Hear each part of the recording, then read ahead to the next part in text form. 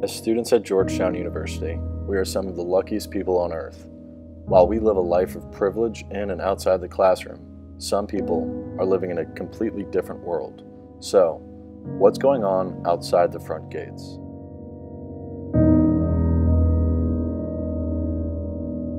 Homeless people just get thrown in jail. So if you're homeless and you bother somebody even a tiny bit, or somebody doesn't like your presence, well, they could just lock you up. Now in Miami, Florida, one city commissioner wants to make quality of life offenses illegal.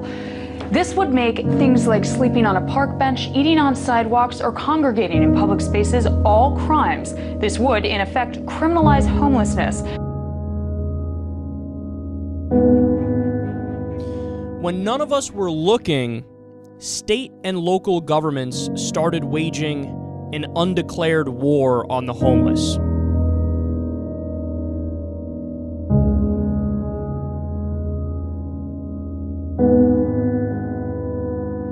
Washington, D.C. is struggling for answers after figures reveal that a record 4,000 people now live in the capital's homeless shelters. I don't feel like a man on the inside because I can't provide for my family, can't provide for my kids, you know, and I'm asking everybody for a handout. The criminalization of homelessness has worsened over the years. Can you imagine a life of surviving homelessness that is made nearly impossible, where your every option, your only options of survival, are banned? You have no place to go, but you cannot sleep on the streets. You have no food or money, but you cannot beg in public. You are tired of feeling hopeless, but you cannot sit, lay, or loiter in public places. If you are fortunate enough to have a car, you're not even allowed to sleep in it to escape the cold. You would never choose to live this life, but you are treated like a criminal for it. DC is an example of what's happening in cities across the country. There's a severe lack of affordable housing. I think anywhere in this city you see a lot of construction and building, but this is not affordable housing for the really low-income families and individuals that need access to those kinds of resources. Over a third of U.S. cities now impose citywide bans on public homeless camps. There's been a 60% increase in such ordinances since 2011.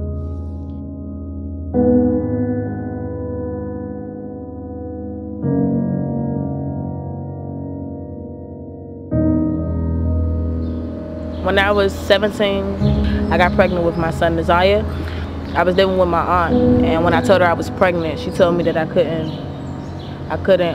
have a child and stay in her household. Some days I had to stay out the streets all night.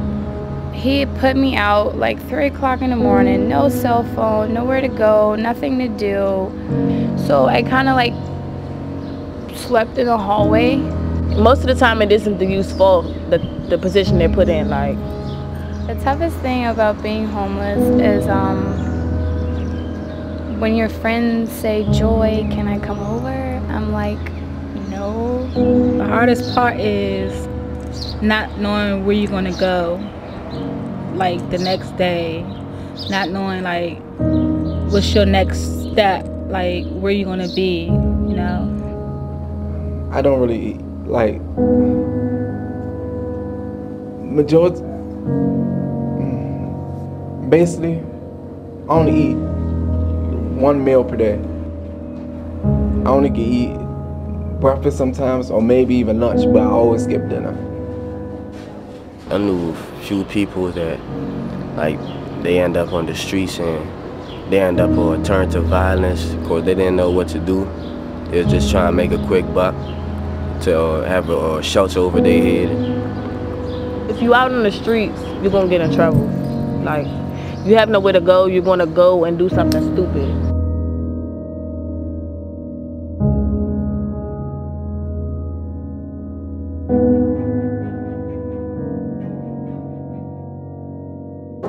What if it was you? What if this was you? What if this was you?